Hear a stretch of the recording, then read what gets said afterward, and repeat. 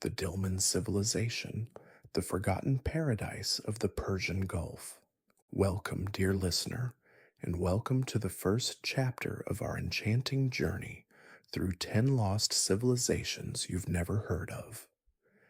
Tonight, as you settle into the comfort of your bed and let the day's worries drift away like the tide, we invite you to imagine yourself standing on the shores of a distant land where the sun sets over shimmering waters and the air is thick with the scent of salt and spice. This is the Persian Gulf, a cradle of ancient civilizations, a place where history whispers through the sands. Here, in this sun-drenched corner of the world, lies the story of Dilmun, a civilization once revered as a paradise, a land of mystery and wealth, now lost to the mists of time. So take a deep breath, close your eyes, and let the tale of Dilmun carry you gently into the realm of dreams. A world of water and wonder. Picture the Persian Gulf, its azure waters stretching like a sapphire beneath the endless sky. To the north, the mighty rivers of Mesopotamia flow into the sea, carrying the lifeblood of ancient cities. To the east, the rugged mountains of Persia rise like guardians of the horizon. And to the south, the Arabian Peninsula's golden sands shimmer in the heat. It is here, in this crossroads of cultures, that Dilmun emerged, a beacon of trade, a hub of wealth, a land that bridged the worlds of Mesopotamia and the Indus Valley. Dilmun was not just a place, it was a legend. In the ancient texts of Sumer, it was spoken of as a paradise, a land where sickness and death were unknown, where the gods themselves walked among mortals. The Epic of Gilgamesh, one of the oldest stories ever told, mentions Dilmun as the home of Utnapishtim, the survivor of the Great Flood, a man granted eternal life. But was Dilmun truly a paradise, or was it a thriving civilization whose story has been lost to time? What secrets lie buried beneath its sands? The rise of a trading empire. Dilmun's true power lay not in myth, but in trade. Located on the island of Bahrain and the nearby coast of Saudi Arabia, it was perfectly positioned to connect the great civilizations of the ancient world. Ships laden with goods sailed its waters, their hulls filled with treasures from distant lands. From Mesopotamia came grain, textiles, and pottery. From the Indus Valley came spices, ivory, and precious stones. And from Dilmun itself came pearls, harvested from the oyster beds that lined its shores, their luster a symbol of the civilization's wealth. The people of Dilmun were master traders, their markets bustling with merchants from across the known world. They built grand temples to honor their gods, their walls adorned with carvings of mythical beasts and divine beings. They crafted seals of stone and clay, each one a tiny masterpiece, a mark of their identity in the vast web of ancient commerce. But who were these people? What language did they speak? And how did they build a civilization that rivaled the great powers of their time? A society of mystery. Despite its prominence, much about Dilmun remains a mystery. Archaeologists have uncovered the ruins of its cities, their stones weathered by time, their secrets locked in the earth. The most famous site is the ancient city of Qalat al-Bahrain, a fortress that once stood as a sentinel over the Gulf. Here, excavators have found evidence of a thriving society, pottery shards, copper tools, and the remains of grand buildings that hint at a sophisticated culture. But perhaps the most intriguing discovery is the Dilmun burial mounds, thousands of them scattered across Bahrain like silent sentinels. These mounds, some as tall as small hills, hold the remains of Dilmun's people, their bodies laid to rest with offerings for the afterlife. What beliefs guided their funeral rites? Did they worship the same gods as their neighbors, or did they have their own pantheon, now forgotten? The myths and legends of Dilmun. Dilmun's legacy is not just in its ruins, but in its myths. In the Sumerian tales, it was a land of immortality, a place where the gods granted eternal life. The story of Enki and Ninhursag, a creation myth, speaks of Dilmun as a paradise where pain and suffering were unknown. It was a land of pure waters, where the gods themselves rested from their labors. But was this paradise real, or was it a metaphor for the prosperity that trade brought to the region? The Epic of Gilgamesh offers another glimpse into Dilmun's mystique. After the death of his friend Enkidu, Gilgamesh journeys to Dilmun in search of immortality, only to learn that death is the fate of all mortals. It is a poignant reminder that even in a land of legend, the human condition remains unchanged. But what does this tell us about Dilmun's place in the ancient imagination? Was it a utopia, a dream of a better world, or simply a reflection of its wealth and power? The fall of Dilmun. Like all great civilizations, Dilmun's time in the sun was fleeting. By the first millennium BCE, its influence began to wane. The rise of new powers, shifting trade routes, and perhaps internal strife led to its decline. The once bustling ports grew quiet, the markets emptied, and the temples fell into ruin. Dilmun faded from history, its name lost to all but the whispers of ancient texts. But the story of Dilmun is not one of tragedy, it is one of rediscovery. In the 20th century, archaeologists began to unearth its secrets, piecing together the fragments of a civilization that time had forgotten. Each discovery, a seal, a shard, a burial mound, adds to our understanding of this enigmatic culture. And with each new find, the mystery deepens. What other treasures lie hidden beneath the sands? And what can Dilmun teach us about the rise and fall of civilizations? A whisper from the past. As the sun sets on the ancient shores of Dilmun, we are left with more questions than answers. What secrets lie buried beneath the sands, and what other lost civilizations await us in the shadows of history? Dilmun's story is a reminder that the past is never truly gone. It lingers in the whispers of the wind, the murmur of the waves, and the dreams of those who dare to listen.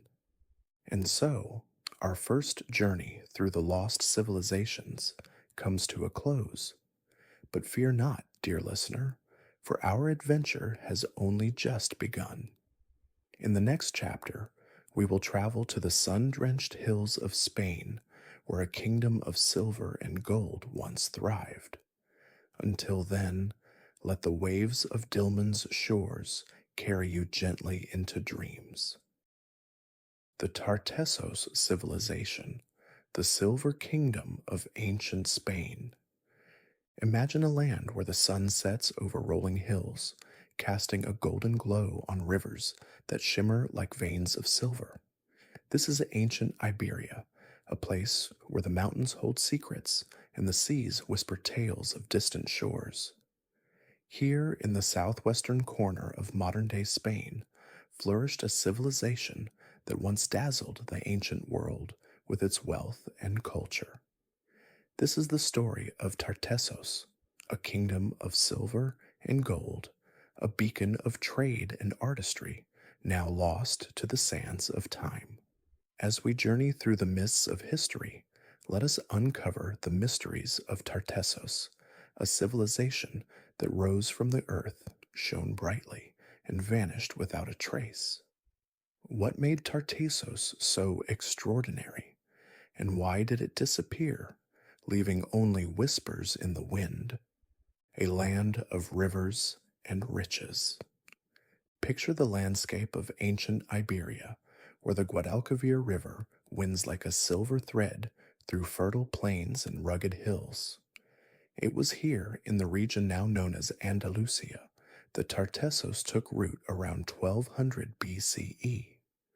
The Tartessians were a people of the land, their lives intertwined with the rivers that brought life to their fields and the mountains that cradled their cities. But it was not just the land that sustained them, it was the treasures hidden beneath it.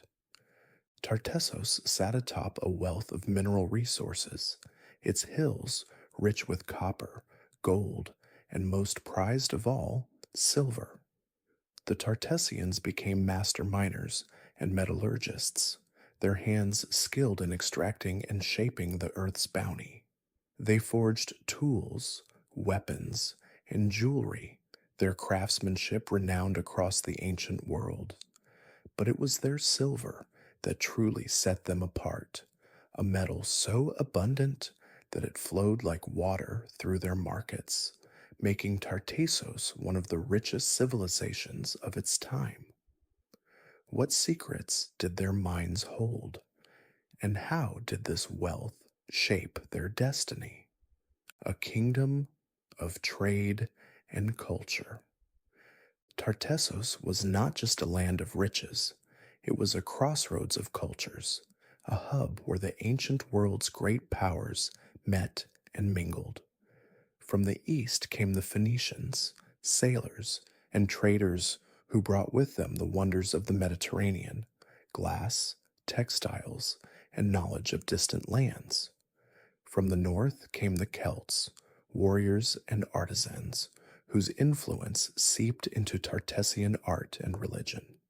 And from the south, across the strait, came the echoes of Africa, a whisper of the unknown. The Tartessians embraced this cultural tapestry, weaving it into their own identity.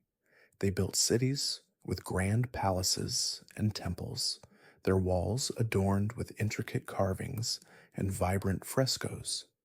They crafted pottery and jewelry, their designs a blend of local and foreign styles, a testament to their openness and creativity. Their language, though lost to time, was said to be a melody of sounds, a bridge between the tongues of their neighbors. But what stories did their art tell? And what gods did they worship in their sacred halls? The Silver Kings and their legacy. At the heart of Tartessos's prosperity were its kings, rulers whose names echo through history like half-forgotten dreams.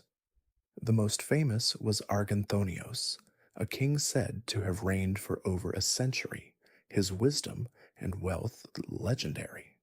Under his rule, Tartessos reached its zenith, its markets bustling with traders from across the known world, its coffers overflowing with silver. The Greek historian Herodotus wrote of Arganthonios's generosity, his gifts of silver to allies and friends. But was Arganthonios a man or a myth? And what truths lie behind the tales of his long reign? The legacy of Tartessos is not just in its wealth, but in its influence. The civilization's artistry and metallurgy spread across Iberia, shaping the cultures that followed. Their trade networks laid the groundwork for the region's future prosperity, their ports a gateway to the Atlantic and beyond. And yet, for all their achievements, the Tartessians left behind few written records, their story pieced together from fragments of pottery, scattered ruins, and the writings of others. What did they believe?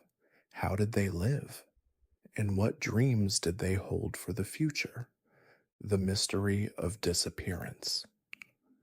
Like a river that vanishes into the earth, Tartessos disappeared from history around 500 BCE, its cities abandoned, its people scattered. The reasons for its decline are as elusive as the civilization itself.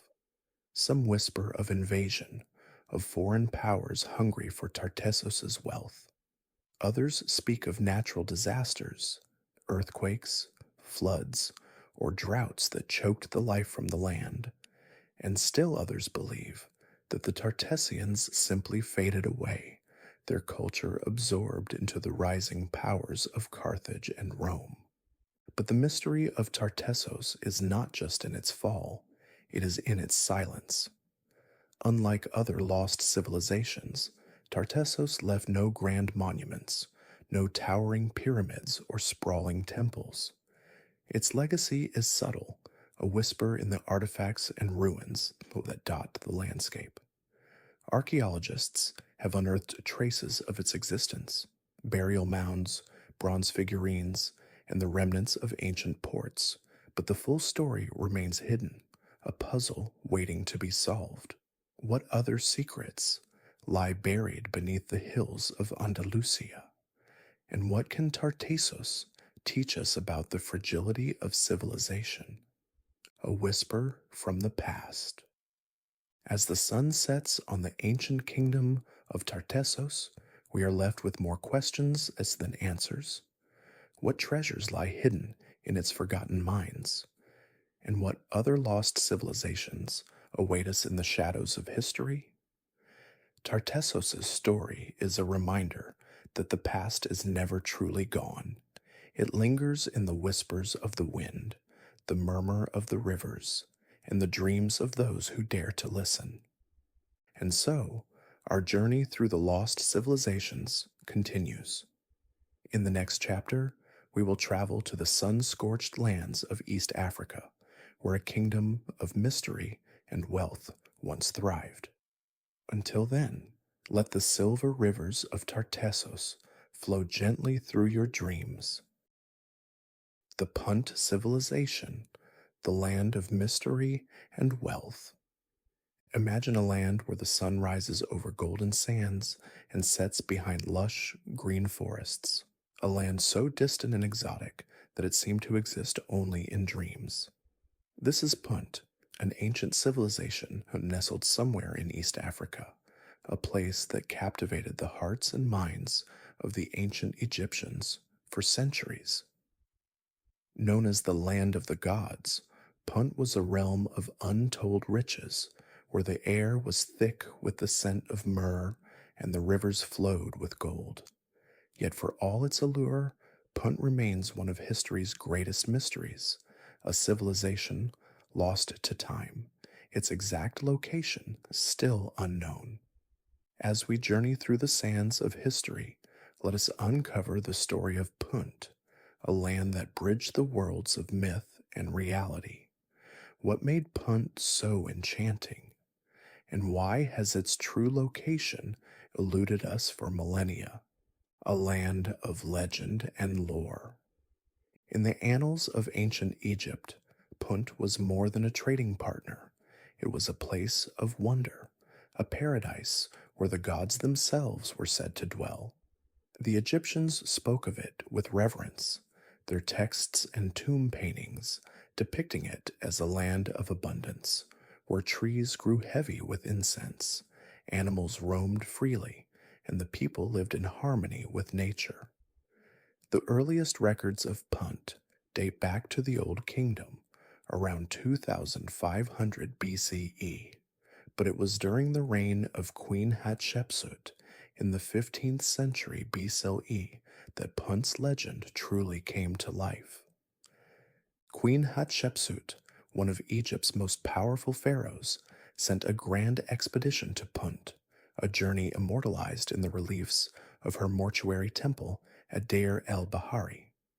The carvings show Egyptian ships laden with treasures, gold, ebony, ivory, and exotic animals returning from Punt's shores.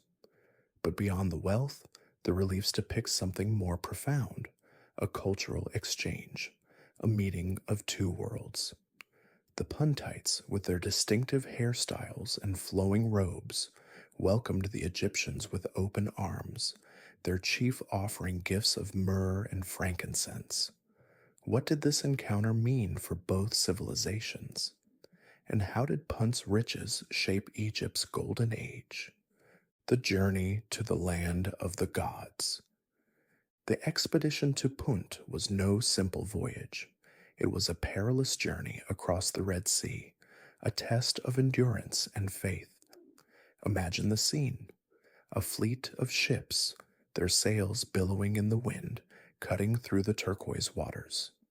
The crew, a mix of sailors, soldiers, and scribes, faced the unknown with a mixture of fear and excitement. They navigated the treacherous currents, braved scorching heat, and endured the relentless sun, all in pursuit of the treasures that lay beyond the horizon. After weeks at sea, the ships arrived at Punt's shores, greeted by a landscape unlike any they had seen. Lush forests stretched as far as the eye could see, their canopies alive with the chatter of birds and the rustle of leaves. Rivers wound through the land like silver threads, their banks lined with trees heavy with fragrant resin.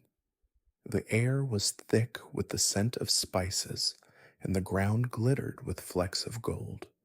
It was a paradise, a land that seemed to pulse with life and magic. But what secrets did Punt hold, and how did its people live in such harmony with the earth? A civilization of wealth and wisdom. The Puntites were a people of grace and dignity, their society a reflection of the land's bounty. They lived in stilted houses made of wood and thatch, their villages nestled along the rivers and coastlines. Their chief, a figure of authority and wisdom, ruled with a gentle hand. His power derived not from conquest, but from the respect of his people. The Puntites were skilled artisans, their hands crafting intricate jewelry, woven textiles, and pottery that rivaled the finest in Egypt. But their true wealth lay in their knowledge of the land, how to harvest its resources without depleting them, how to live in balance with nature's rhythms. Trade was the lifeblood of Punt, its ports bustling with ships from across the ancient world. The Egyptians came for myrrh and frankincense, resins prized for their use in religious rituals and medicine. They also sought Punt's gold, its ebony, and its exotic animals, monkeys, leopards, and giraffes that would grace the courts of pharaohs. In return, the Egyptians offered linen, papyrus, and tools, a fair exchange that enriched both civilizations. But beyond the trade, there was a deeper connection, a shared reverence for the divine, a belief that the gods walked among them. What role did spirituality play in Punt's culture, and how did it shape their relationship with Egypt? The mystery of Punt's location. For all its fame, Punt's exact location remains one of history's greatest enigmas. The ancient texts offer clues, descriptions of its landscapes, its people, its goods, but no definitive map. Some scholars believe Punt lay along the Red Sea coast of modern-day Eritrea or Somalia, where the climate and resources match the ancient accounts. Others argue for Yemen, where ancient trade routes once thrived, and still others suggest Sudan or Ethiopia, lands rich in gold and incense. Each theory has its merits, but none has been proven beyond doubt. What makes Punt so elusive? And why has its true location remained a mystery for millennia? The lack of archaeological evidence only deepens the mystery. Unlike other ancient civilizations, Punt left no grand monuments, no sprawling cities to mark its place in history. Its legacy is subtle, a whisper in the artifacts and writings of others. Yet this very absence fuels our curiosity, inviting us to imagine a land that was both real and mythical, a place where the boundaries between history and legend blur. What other secrets lie hidden in Punt's forgotten past? And what can its story teach us about the power of mystery? A whisper from the sands. As the sun sets on the ancient land of Punt, we are left with more questions than answers. What treasures lie buried beneath its sands? And what other lost civilizations await us in the shadows of history? Punt's story is a reminder that the past is never truly gone. It lingers in the whispers of the wind, the murmur of the rivers, and the dreams of those who dare to listen. And so, our journey through the lost civilizations continues. In the next chapter, we will travel to the sun scorched deserts of Iran, where a kingdom of mystery and power once thrived. Until then, let the golden sands of Punt carry you gently into dreams. The Elam civilization, Iran's forgotten empire. Imagine a land where the sun rises over jagged mountains and sets behind shimmering plains, where rivers wind like silver threads through a tapestry of ancient history. This is southwestern Iran, a region cradled by the Zagros Mountains and kissed by the Persian Gulf. Here, in the shadow of towering peaks and along the banks of life-giving waters, one of the world's oldest civilizations once thrived. This is the story of Elam, a civilization that flourished for over 3 millennia, its legacy woven into the fabric of the ancient Near East. Yet for all its power and influence, Elam remains shrouded in mystery, its secrets locked beneath the sands of time. What made Elam a beacon of culture and strength? And why did it vanish, leaving only whispers in the wind? A land forged by mountains and rivers. Nestled between the Zagros Mountains and the Persian Gulf, Elam's landscape was as diverse as its history.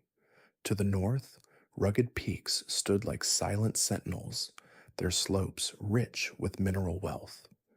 To the south, fertile plains stretched toward the sea, irrigated by rivers that breathed life into the arid soil. It was here, around 3200 BCE, that the seeds of Elam were sown. Small farming communities began to coalesce into larger settlements, their inhabitants mastering the art of irrigation to tame the land. This was the dawn of the Proto-Elamite period, a time when early writing and complex social structures laid the foundation for a civilization that would rival the great powers of Mesopotamia. But Elam was not born in isolation. Its position at the crossroads of ancient trade routes made it a melting pot of cultures, a place where the influences of Sumer, Akkad, and beyond mingled and merged. The Elamites, with their keen sense of identity, absorbed and adapted, creating a civilization that was both unique and enduring.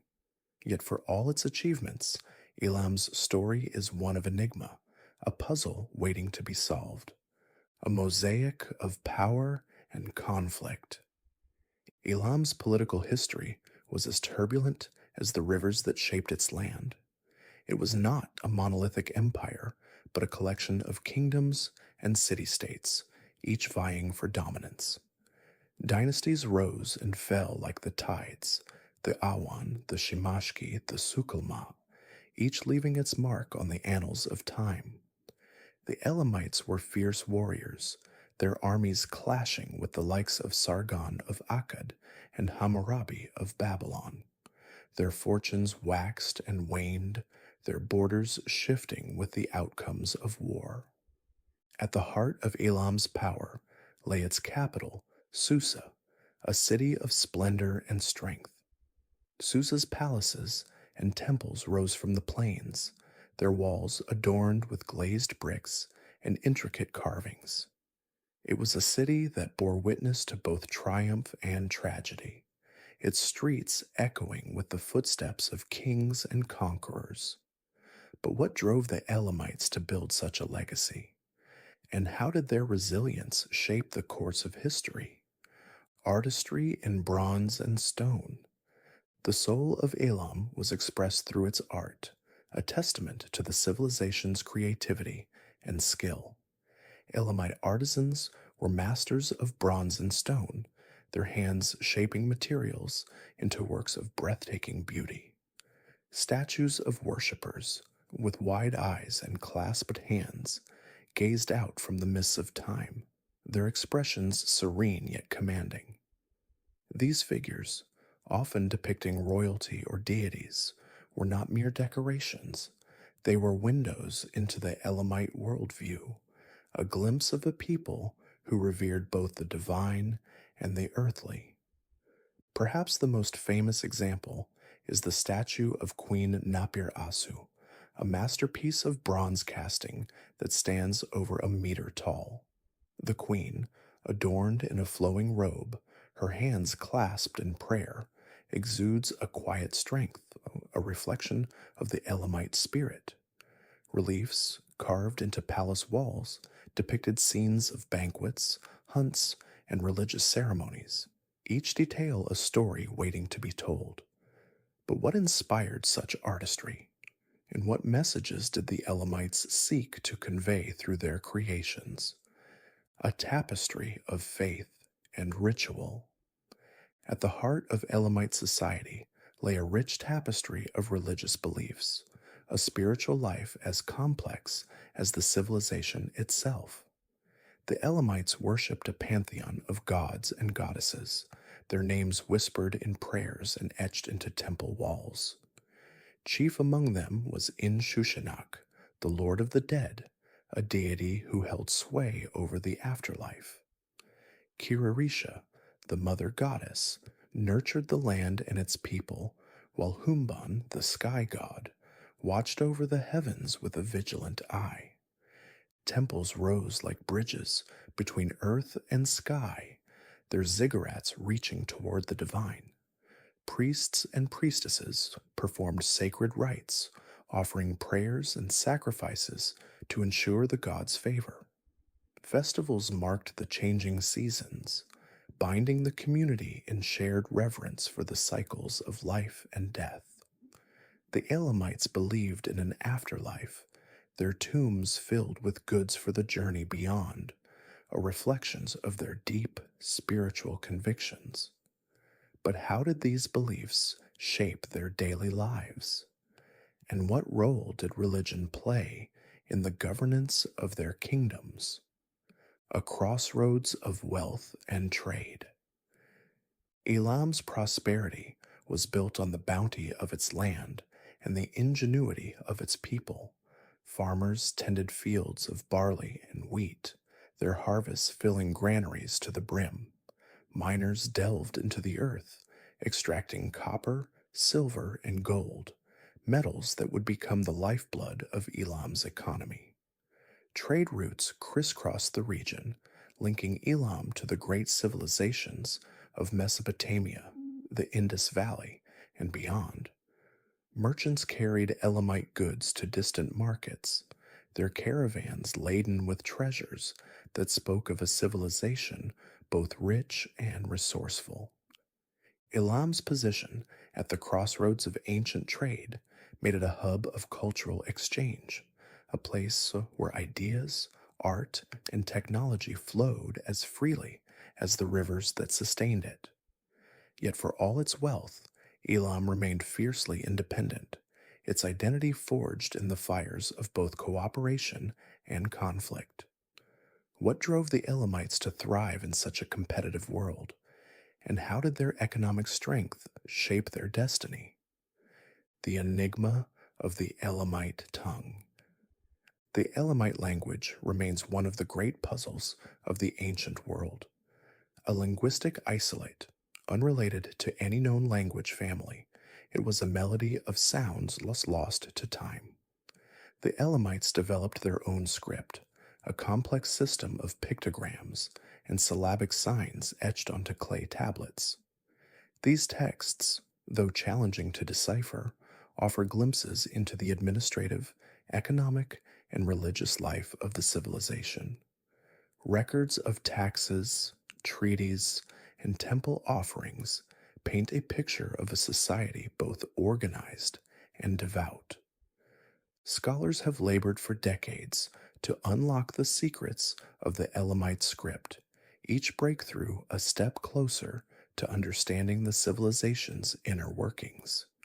Yet much remains a mystery, a testament to the complexity of Elam's culture. What stories lie hidden in these ancient texts, and what might they reveal about the people who penned them? A dance of power and influence. Elam's history is a tale of constant interaction with its neighbors, a dance of power and influence that spanned millennia. The Sumerians, Akkadians, Babylonians, and Assyrians each left their mark through both conflict and cooperation. Elamite kings married foreign princesses, their courts becoming melting pots of culture and diplomacy. Yet despite these ties, Elam maintained its distinct identity, its art, language, and religion, a testament to its resilience. Periods of peace alternated with times of war, as Elamite armies clashed with their rivals in battles that shaped the course of history. The Elamites were not mere pawns in the game of empires. They were players, their actions rippling across the ancient Near East. But what drove their ambitions? And how did their unique position influence the broader tapestry of history? The twilight of a civilization. The end of Elam came not with a whisper, but with a roar. In the 7th century BCE, the Assyrian Empire, hungry for conquest, cast its shadow over the region. The Assyrian king Ashurbanipal unleashed his fury upon the Elamite lands, his armies sweeping through the plains like a storm. Susa, the jewel of Elam, was sacked, its palaces and temples reduced to rubble, its treasures plundered, its people scattered to the winds. The once mighty civilization was absorbed into the expanding empires of the Near East, its glory days a fading memory. Yet even in defeat, Elam's spirit endured. The echoes of its culture lived on in the art, religion, and political structures of the Achaemenid Persians, who rose to power in the region. The famous Behistun inscription, carved into a cliff face, bears witness to this inheritance, with Elamite text standing alongside Old Persian and Babylonian, a silent tribute to a civilization that refused to be forgotten. A legacy etched in stone. Though Elam vanished from the map, its legacy remains etched in the stones of history. Its art, with its blend of beauty and power, inspired generations of craftsmen.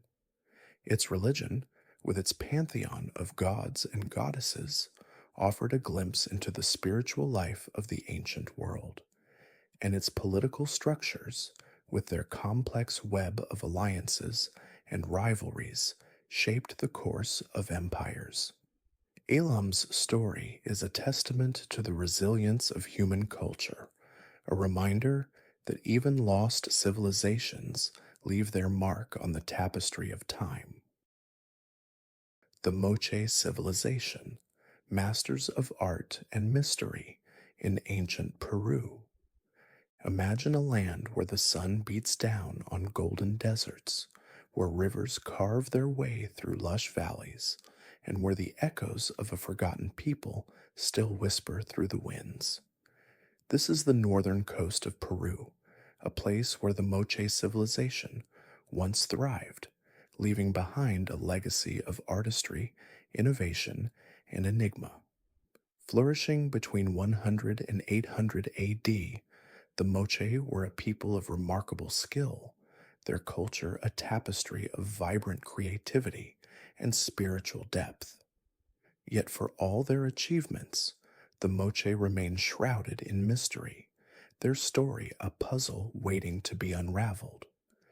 As we journey through the sands of time, let us explore the world of the Moche, a civilization that mastered the art of life and left behind whispers of their greatness. What secrets lie hidden in their ruins, and how did their brilliance shape the ancient world? A desert blooming with life, nestled between the Pacific Ocean and the towering Andes, the Moche civilization emerged in a land of stark contrasts. To the west, the endless blue of the sea met the golden sands of the desert, while to the east, the mountains stood like silent guardians. It was here, in the river valleys of northern Peru, that the Moche made their home. They were not deterred by the harshness of the desert. Instead, they turned it into a canvas for their ingenuity. The Moche were master engineers, their hands shaping the land to suit their needs. They built intricate irrigation systems, channeling the life-giving waters of the rivers to transform the arid soil into fertile fields. Maize, beans, squash, and cotton flourished under their care, their crops a testament to their skill and perseverance. But the Moche were more than farmers. They were artists, builders, and dreamers, their civilization a beacon of creativity in the ancient world. What drove them to such heights, and how did they turn a desert into a paradise? The artistry of a lost people. If the Moche were known for one thing, it was their art, a breathtaking display of skill and imagination. Their pottery, in particular, stands as a masterpiece of ancient craftsmanship. Each vessel was a canvas, painted with scenes from daily life, mythology, and the natural world. Warriors clashed in battle, gods danced in the heavens, and animals prowled through intricate landscapes. The Moche's art was not just decoration, it was a window into their soul, a way to communicate their beliefs, their stories, and their dreams. Their metalwork was equally astonishing. Gold, silver, and copper were shaped into jewelry, masks, and ceremonial objects, their surfaces gleaming with the light of the sun. The Moche were pioneers in metallurgy, their techniques a blend of artistry and science. But perhaps their most striking creations were the adobe structures that dotted their landscape.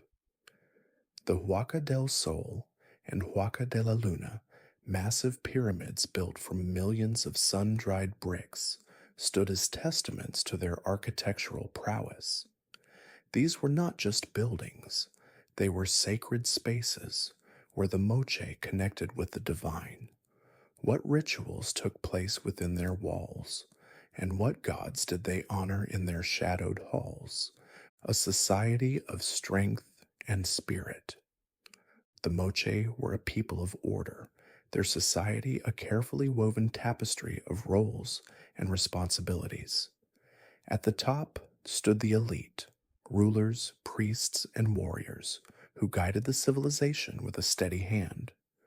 Below them were the artisans, farmers, and laborers, each contributing to the whole. The Moche's social structure was a reflection of their worldview, a belief in balance and harmony. Daily life in Moche society was a blend of work and worship. Farmers tended the fields, their hands coaxing life from the earth. Artisans crafted their wares, their creations a bridge between the mortal and the divine. And warriors trained for battle, their strength a shield against the uncertainties of the world. But at the heart of it all was a deep reverence for the spiritual. The Moche believed in a pantheon of gods, each one a guardian of the natural world. Chief among them was Apaek, the decapitator god, a deity of fertility and sacrifice, whose image loomed large in their art and rituals.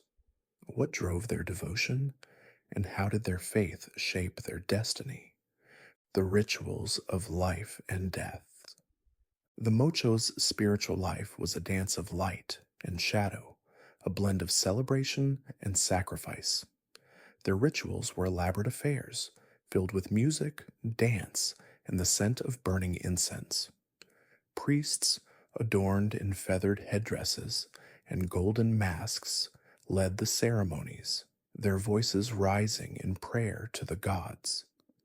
These rituals were not mere performances. They were a way to ensure the fertility of the land, the favor of the heavens, and the balance of the world. But the Moche's faith also had a darker side. Human sacrifice, though rare, was a part of their spiritual practice. Captives from battle were offered to the gods, their blood a plea for rain, for bountiful harvests, for the continuation of life. It was a brutal reminder of the Moche's belief in the cycle of life and death, a cycle that bound them to the earth and the divine. What did these sacrifices mean to the Moche? And how did they reconcile their artistry with their rituals? The fall of a civilization. Like the rivers that sustained them, the Moche civilization flowed through time, its currents shifting with the tides of history. But around 800 AD, the waters began to recede. Environmental changes, possibly triggered by El Nino events, brought floods and droughts that choked the life from the land. The once fertile fields turned barren, the rivers dried to dust, and the Moche's world began to crumble. Internal strife and the rise of neighboring cultures, like the Wari and Chimu, added to their woes. The Moche's cities were abandoned, their temples left to the mercy of the elements, their people scattered like leaves in the wind. Yet for all their struggles, the Moche left behind a legacy that would endure. Their art, with its vivid storytelling and masterful craftsmanship, influenced the civilizations that followed, a whisper of their greatness echoing through the ages. What can we learn from their rise and fall? And how does their story shape our understanding of the ancient world? A whisper from the past. As the sun sets on the ruins of the Moche, we are left with more questions than answers. What secrets lie buried beneath their sands, and what other lost civilizations await us in the shadows of history? The Moche's story is a reminder that the past is never truly gone. It lingers in the whispers of the wind, the murmur of the rivers, and the dreams of those who dare to listen. The golden whispers of the Sican civilization. In the sun-scorched lands of northern Peru, where the desert meets the sea, a civilization once flourished, leaving behind its legacy of gold and glory. This was the Sican civilization, a people whose artistry and innovation illuminated the ancient world. From 750 to 1375 AD, they built a society that thrived on the bounty of the land and the brilliance of their craftsmen. Their mastery of metallurgy, particularly goldsmithing, set them apart, their creations a testament to their skill and imagination. Yet for all their achievements, the Sican remain a mystery, their story a whisper in the winds of time. As we journey through the sands of history, let us uncover the secrets of the Sican, a civilization that danced with the divine and left behind a legacy etched in gold. What treasures lie hidden in their ruins? And how did their brilliance shape the ancient world? The artistry that defined a people. The Sican were artisans of unparalleled skill, their hands shaping the raw materials of the earth into works of breathtaking beauty. Their mastery of metallurgy was legendary, their goldwork a symphony of light and shadow. Picture a ceremonial mask, its surface gleaming in the firelight, adorned with intricate patterns that seem to shift and dance as the flames flicker. The Sican's goldsmiths used techniques like repoussé and lost wax casting to craft these treasures: masks, ceremonial knives, and jewelry, each piece a masterpiece of design. These were not mere decorations, they were sacred objects imbued with spiritual significance, worn by priests and lords in rituals to honor the divine. Their pottery, too, told stories of their world. Imagine a clay vessel, its surface painted with swirling patterns, and scenes of fishermen hauling nets or farmers tending crops under a watchful moon. The Sican's art blended the earthly and the divine, a mirror of their beliefs. And then there were their architectural wonders, grand ceremonial centers rising from the desert sands. The Huaca Loro, a vast pyramid complex, stood as a testament to their devotion, its adobe walls echoing with the chants of ancient rituals. What secrets did these structures hold? And how did the Sican's artistry weave their connection to the gods, a society built on faith and power? The Sican society was a tapestry of roles and responsibilities, woven together by a shared reverence for the spiritual. At its peak stood the elite, rulers, priests, and warriors, cloaked in gold and authority. Below them, artisans hammered metal into divine shapes, farmers coaxed life from the soil, and laborers built the temples that touched the sky. This hierarchy wasn't just practical, it was sacred, with the elite as bridges between the people and the heavens. Their world was divided into city-states, each ruled by a lord who wielded both earthly and divine power. These leaders were more than kings. They were living gods, their commands shaping the fate of their people. They oversaw the construction of grand pyramids, the flow of trade, and the rituals that kept the cosmos in balance.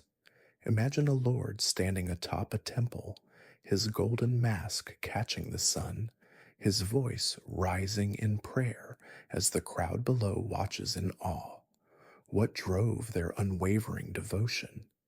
And how did their leadership steer the Sican through centuries of prosperity? A spiritual dance with the divine. At the heart of Sican life pulsed a deep, unshakable faith. Their gods were as vast as the world they knew: the moon, a gentle goddess who guided the tides and the rhythms of life; the sea, a wild force of bounty and peril; and above all, the Sican Lord, a fierce deity of fertility and creation, his feline eyes watching over the land. Picture him carved in gold, his presence both protector and judge. Their religious practices were a spectacle of devotion.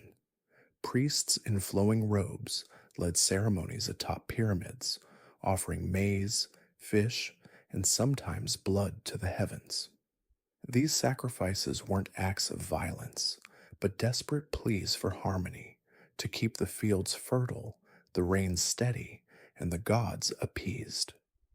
Imagine the air thick with incense, the rhythmic beat of drums, and the low hum of prayers as the Sicans sought to align their world with the divine. What fears and hopes fueled these rituals? And how did their faith shape the lives they led, the pulse of prosperity? The Sican's wealth flowed from the land and the sea, their hands turning nature's gifts into abundance. Farmers worked fields of maize, beans, and cotton, their harvests piling high in adobe granaries.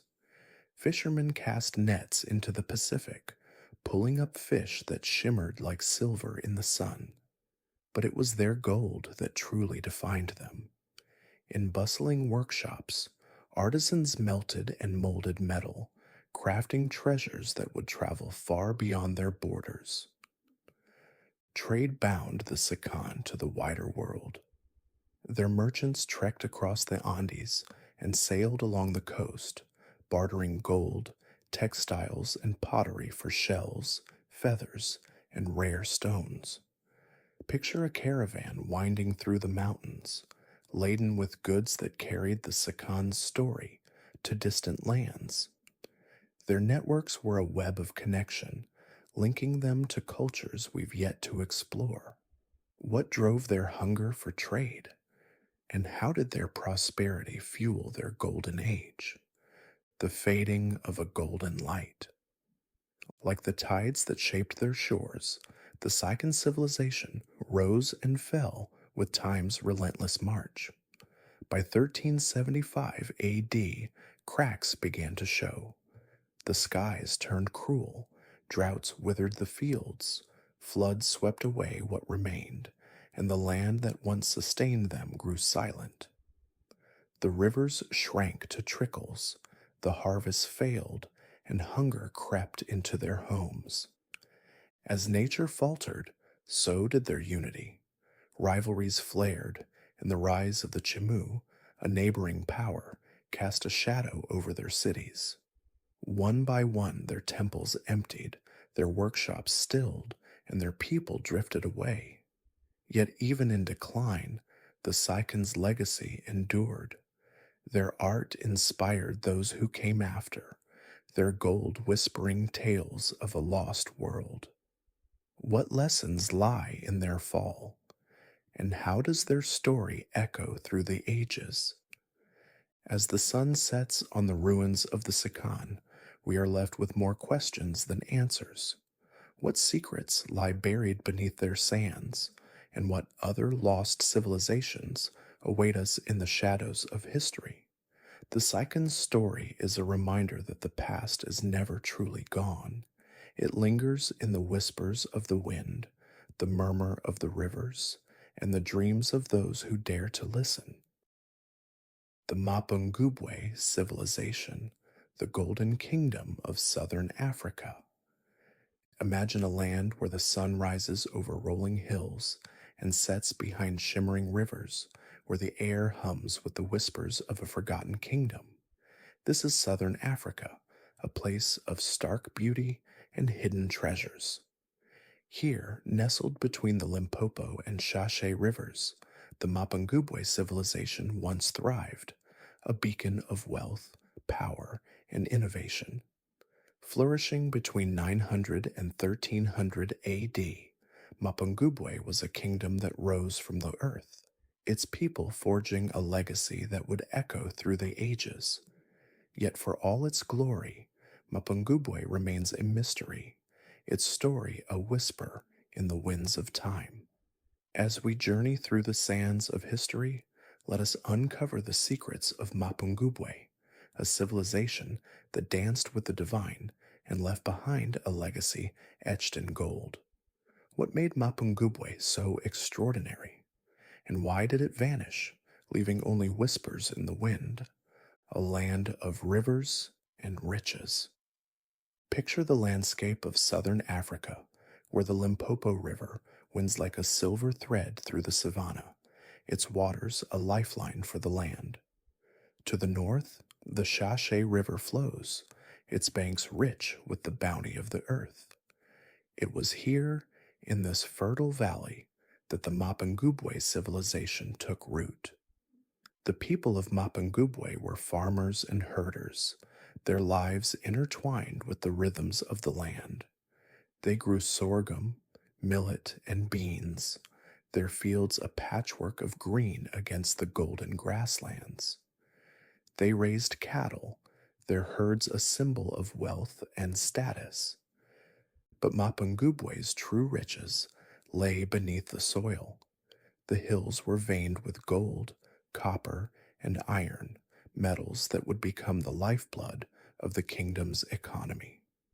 The Mapungubweans were skilled miners and metallurgists, their hands extracting and shaping the earth's treasures. They crafted tools, weapons, and jewelry, their artistry a testament to their ingenuity. But it was their gold that truly set them apart, a metal that gleamed like the sun, a symbol of power and prestige. What secrets did their minds hold? And how did this wealth shape their destiny? A kingdom of power and prestige. Mapungubwe was not just a collection of villages, it was a kingdom, a centralized state with a ruling elite that held sway over the land. At its heart stood Mapungubwe Hill, a towering sandstone formation that rose above the valley like a sentinel. Here, the king and his court resided, their homes perched atop the hill, a symbol of their elevated status. The common people lived below, their dwellings clustered around the base, a reflection of the kingdom's social hierarchy. The king was not just a ruler, he was a divine figure, a bridge between the mortal and the divine. He oversaw the kingdom's affairs, from trade and agriculture to justice and warfare. His court was a hub of activity where advisors, priests, and warriors gathered to shape the fate of the kingdom. But what drove the Mapungubwines to create such a complex society? And how did their leadership shape the course of their history? Artistry in gold and stone. The Mapungubwines were artisans of unparalleled skill, their hands shaping the raw materials of the earth into works of breathtaking beauty. Their gold work was legendary, their craftsmen transforming the metal into intricate jewelry, ceremonial objects, and symbols of power. The most famous of these is the golden rhinoceros, a small statue that gleams with the light of the sun, its form a testament to the kingdom's wealth and artistry. This was not mere decoration, it was a sacred object, a symbol of the king's divine right to rule. Their pottery, too, told stories of their world. Each vessel was a canvas, painted with scenes of daily life, mythology, and the natural world. Warriors clashed in battle, gods danced in the heavens, and animals prowled through intricate landscapes. The Mapungubwines' art was a bridge between the mortal and the divine, a way to honor their gods and ancestors. But what inspired such creativity? And what messages did they seek to convey through their art? A spiritual connection to the land. At the heart of Mapungubwe's society lay a deep reverence for the spiritual. The Mapungubwines believed in a pantheon of gods and ancestors, their spirits woven into the fabric of the world. They worshipped at sacred sites, their rituals a dance of devotion and gratitude. Priests and shamans led ceremonies, offering prayers and sacrifices to ensure the fertility of the land and the favor of the heavens. The kingdom's spiritual life was a reflection of their connection to the land. They believed that the earth was alive, its rhythms a mirror of the divine. The changing seasons, the flow of the rivers, the bounty of the harvest, all were signs of the gods' presence. But what drove their unwavering faith, and how did their spirituality shape their daily lives? The pulse of prosperity. Mapungubwe's wealth flowed from the land and the ingenuity of its people. Farmers tended fields of sorghum and millet, their harvests filling granaries to the brim. Herders raised cattle, their livestock a symbol of status and prosperity. But it was their trade that truly defined them. Mapungubwe sat at the crossroads of ancient trade routes, linking the interior of Africa to the Indian Ocean. Merchants carried gold, ivory, and copper to distant markets, their caravans laden with treasures that spoke of a civilization both rich and resourceful. The kingdom's position as a trade hub made it a melting pot of cultures, a place where ideas, art, and technology flowed as freely as the rivers that sustained it. Yet for all its wealth, Mapungubwe remained fiercely independent. its identity forged in the fires of both cooperation and conflict. What drove their hunger for trade, and how did their prosperity fuel their golden age? The fall of a kingdom. Like the rivers that shaped their land, the Mapungubwe civilization rose and fell with time's relentless march. By the 13th century, the kingdom began to decline. Environmental changes, possibly triggered by shifts in climate, brought droughts that choked the life from the land. The once fertile fields turned barren, the rivers shrank to trickles, and hunger crept into the kingdom's heart. Internal strife and the rise of neighboring powers, like the kingdom of Zimbabwe, added to their woes. The Mapungubweans' cities were abandoned, their temples left to the mercy of the elements, their people scattered like leaves in the wind. Yet even in decline, Mapungubwe's legacy endured. Their art, with its vivid storytelling and masterful craftsmanship, influenced the civilizations that followed, a whisper of their greatness echoing through the ages. What lessons lie in their fall, and how does their story shape our understanding of the ancient world? As the sun sets on the ruins of Mapungubwe, we are left with more questions than answers. What secrets lie buried beneath their sands, and what other lost civilizations await us in the shadows of history? Mapungubwe's story is a reminder that the past is never truly gone. It lingers in the whispers of the wind, the murmur of the rivers, and the dreams of those who dare to listen. The Mycenaean civilization, warriors, traders, and the shadows of decline. Imagine a land where rugged mountains meet the azure sea, where olive groves stretch toward the horizon, and where the echoes of ancient warriors still whisper through the winds. This is Greece, a cradle of civilization, a place where history and myth intertwine like the threads of a finely woven tapestry. Here, in the late Bronze Age, between 1600 and 1100 BCE, the Mycenaean civilization flourished, a society of warriors, traders, and builders whose legacy would shape the course of Western history. Yet for all their grandeur, the Mycenaeans remain shrouded in mystery, their story a puzzle of triumphs and tragedies.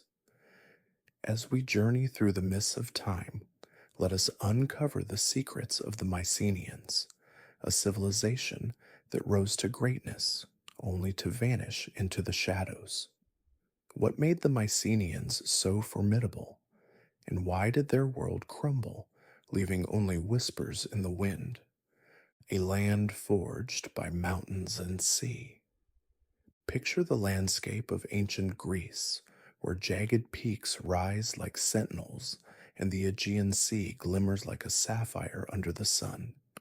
It was here, on the Peloponnese Peninsula and the surrounding islands, that the Mycenaeans made their home. They were a people of the land and the sea, their lives shaped by the rugged terrain and the endless waters.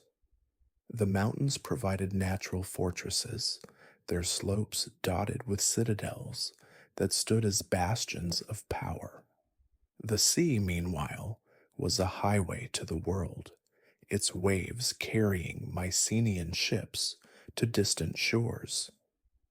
The Mycenaeans were not a unified empire, but a collection of kingdoms, each ruled by a wanax, or king who held sway over his domain. Mycenae, with its iconic lion gate, was the most powerful, its influence stretching across the land. But other centers, like Tiryns, Pylos, and Thebes, were equally formidable, their palaces a testament to the wealth and ambition of their rulers. These were not mere fortresses. They were centers of administration, trade, and culture, where scribes recorded transactions in Linear B, the earliest form of Greek writing. What secrets do these ancient tablets hold, and how did the Mycenaeans use their script to shape their world? Masters of architecture and war. The Mycenaeans were builders of unparalleled skill, their hands shaping stone and earth into marvels that still stand today. The Lion Gate, with its towering limestone blocks and iconic lion relief, was a symbol of Mycenaean might, a gateway to the heart of their civilization. But it was the treasury of Atreus, a massive Tholos tomb, that truly showcased their architectural prowess. Imagine a dome of stone, its interior a perfect circle, its entrance a corridor of precision cut blocks. This was not just a tomb, it was a statement of power, a monument to the kings who ruled from beyond the grave. Yet for all their artistry, the Mycenaeans were also warriors, their society steeped in the culture of battle. They were the heroes of Homer's epics, the Achaeans who sailed to Troy in pursuit of glory and revenge. Their armor gleamed in the sun, their chariots thundered across the plains, and their swords sang with the promise of victory. But the Mycenaeans were not just conquerors, they were traders, their ships laden with goods from across the Mediterranean, pottery, olive oil, and bronze tools.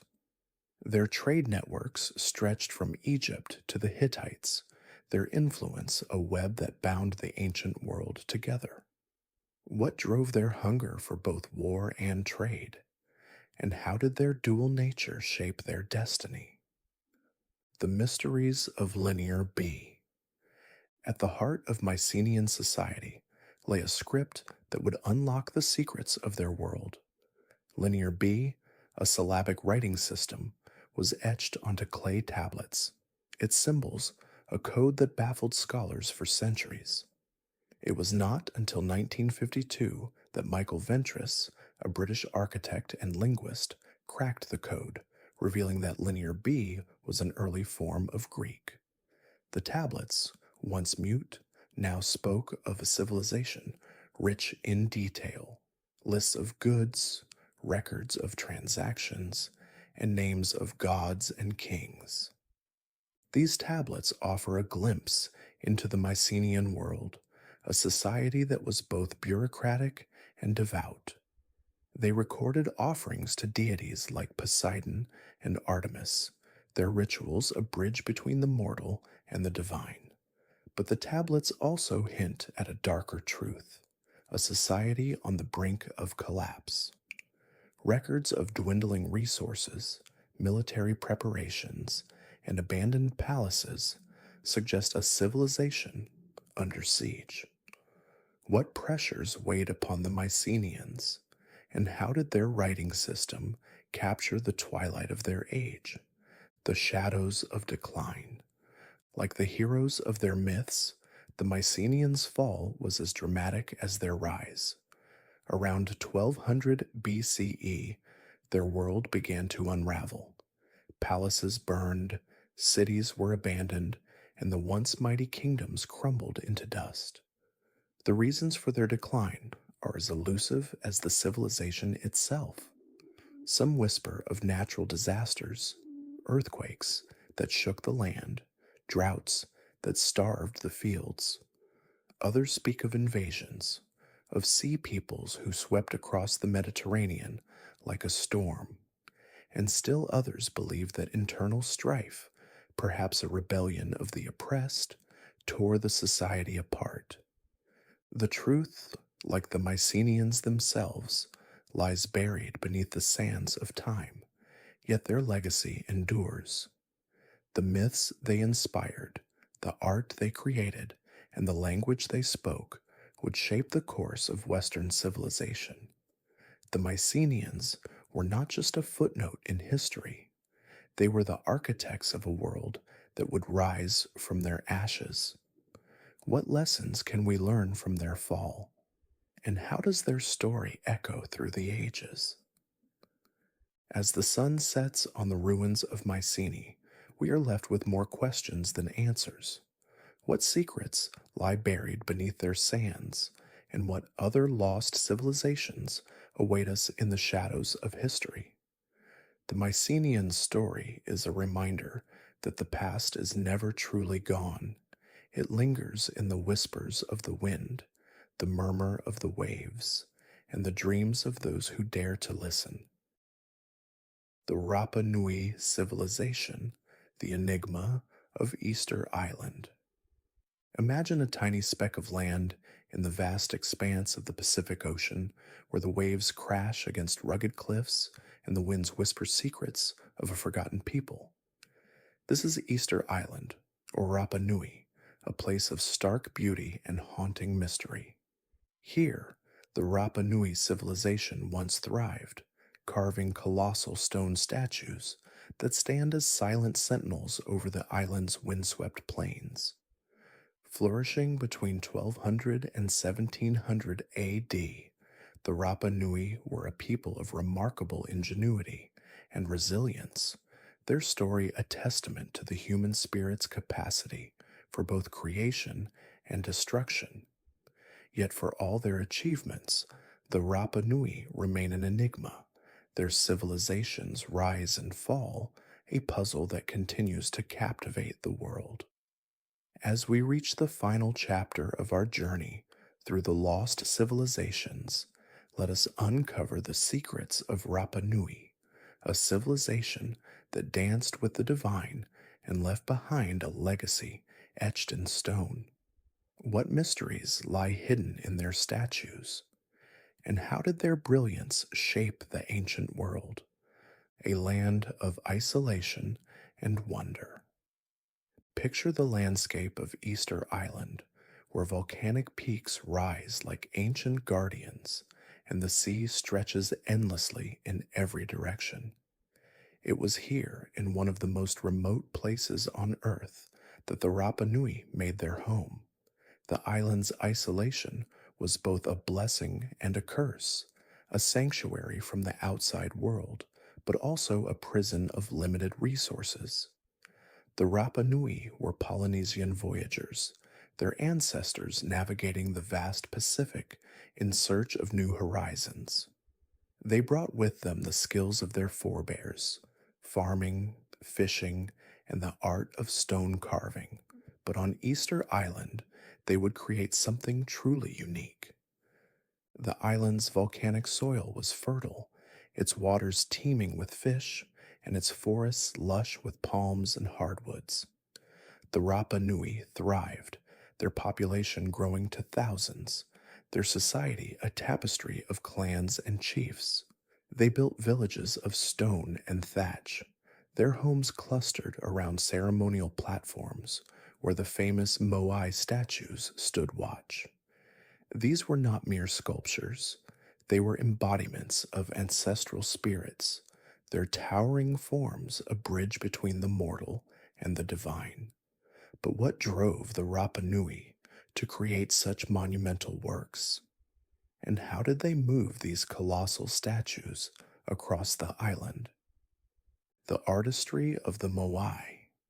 The Moai are the most iconic symbol of Rapa Nui, their massive stone faces gazing out over the island with an air of quiet authority. Carved from volcanic tuff, these statues range from 10 to 40 feet tall. Their features, prominent brows, elongated noses, and pursed lips, carved with precision and care. Each Moai was a labor of love, a tribute to the ancestors who guided the living from the spirit world. The creation of a Moai was a communal effort involving skilled carvers, engineers, and laborers. The statues were quarried from the island's volcanic craters, their forms slowly taking shape under the chisels of master craftsmen. Once completed, the Moai were transported across the island, a feat that has baffled scholars for centuries. Some believe the statues were rolled on logs, others that they were walked using ropes and manpower. Whatever the method, The Moai were erected on ceremonial platforms called ahu, their backs to the sea, their eyes watching over the land. What secrets do these silent giants hold? And what stories do they whisper to those who listen? A society of strength and spirit. The Rapa Nui society was a complex web of clans and chiefs, each vying for power and prestige. At the top stood the Ariki, or chiefs, who ruled with the authority of the gods. Below them were the Matatoa, or warriors, who defended the clans and competed in ritual contests. The common people, meanwhile, were farmers, fishermen, and craftsmen, their lives a blend of work and worship. Daily life on Rapa Nui was a dance of survival and celebration. Farmers tended fields of sweet potatoes and taro, their harvests filling storehouses for the lean times. Fishermen cast nets into the sea, their catch a bounty of tuna, dolphin, and shark. And craftsmen carved wood and stone, their creations a bridge between the mortal and the divine. But at the heart of it all was a deep reverence for the spiritual. The Rapa Nui believed in a pantheon of gods and ancestors, their spirits woven into the fabric of the world. They worshipped at ceremonial centers, their rituals a plea for fertility, protection, and the favor of the heavens. What drove their unwavering faith, and how did their spirituality shape their destiny? The shadows of decline. Like the tides that shaped their shores, the Rapa Nui civilization rose and fell with time's relentless march. By the 17th century, the island's resources began to dwindle. The forests, once lush and abundant, were stripped bare, their palms felled for canoes, houses, and the transport of Moai. The soil, overworked and eroded, could no longer sustain the population, and the sea, once a source of bounty, grew scarce as fish stocks depleted. As resources dwindled, so did the social fabric. Clans clashed over land and food, their rivalries escalating into violence. The once mighty chiefs lost their grip on power, their authority crumbling like the statues they had erected. By the time European explorers arrived in the 18th century, the Rapa Nui civilization was a shadow of its former self, its people reduced to a fraction of their peak. Yet even in decline, the Rapa Nui left behind a legacy that would endure. Their Moai, standing sentinel over the island, became a symbol of human ingenuity and the fragility of civilization. What lessons can we learn from their fall? And how does their story echo through the ages, a whisper from the past? As the sun sets on the ruins of Rapa Nui, we are left with more questions than answers. What secrets lie buried beneath their sands, and what other lost civilizations await us in the shadows of history? The Rapa Nui's story is a reminder that the past is never truly gone. It lingers in the whispers of the wind, the murmur of the waves, and the dreams of those who dare to listen. And so, dear listener, our journey through the lost civilizations comes to a close.